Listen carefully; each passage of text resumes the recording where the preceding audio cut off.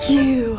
Imagine you've just turned 18 and along with your presents and cards, you get this. Thank you. This says I have to do national service. Thanks? Well, that's what Britain's Prime Minister Rishi Sunak has proposed for young Brits. Britain today faces a future that is more dangerous and more divided. That is why we will introduce a bold new model of national service.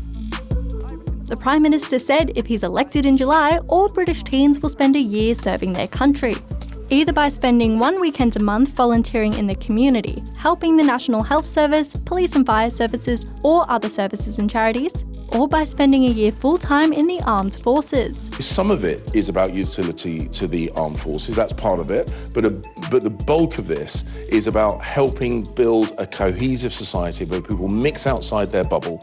Responses to the announcement have been, well, mixed. I think it's so funny, it's ridiculous. The kids who are having to go and do it don't even get to vote. I think it's a good thing, because there isn't a lot of stuff for 18-year-olds to do. There are practically no exemptions except... The UK has had a national service scheme before, and if it brought it back, it wouldn't be alone.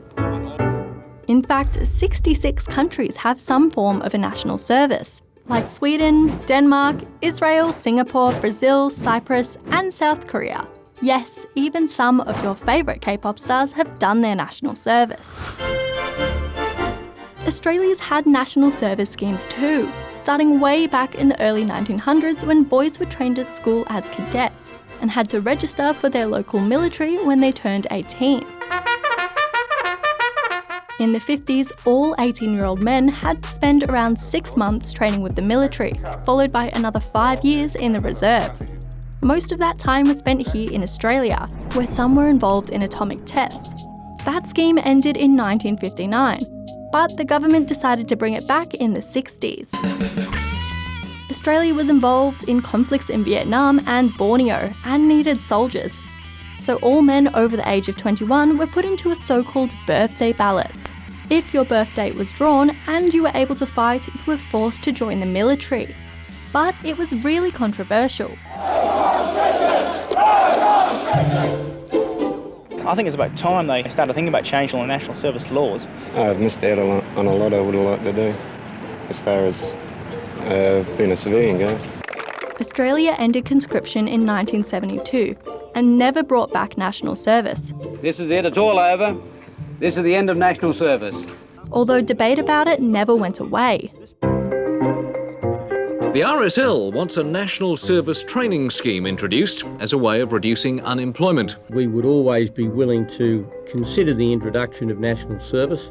Some still reckon it's a really good way to give young people new experiences and teach them new skills. And it helps the armed services, which can struggle to find new recruits.